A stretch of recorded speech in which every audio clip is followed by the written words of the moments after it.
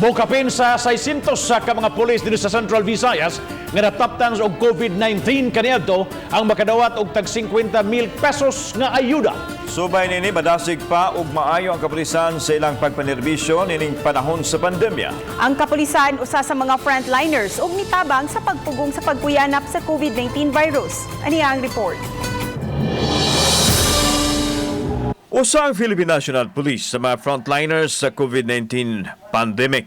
Hinungdan nga adunay mga miyembro sa nasudnong kapulisan nga nataptan sa virus taliwa sila pagpatuman sa mga quarantine protocols. Subay nini gipahibaw sa bag-ong pangulo sa PNP Major General Dibold Sinas nga makadawat og ayuda nga tag 50,000 pesos ang mga pulis nga nataptan sa virus.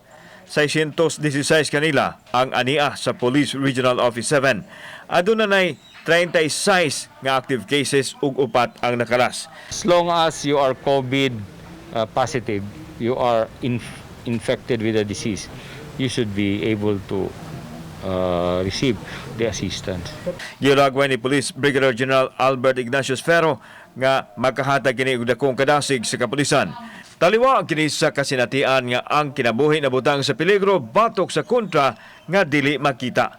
That our Chief PNP is a caring leader, a unifying leader, and a good leader. So with that, I think helping those that have inflicted with the disease, especially here in Central Visayas, I think that will be a good big help for us. Wa pa hinuon matataw kanu sa madawat ang naasoing ayuda. Kauban si Marlon Melgaso, ako si Alan Domingo. Balitang Bisdak.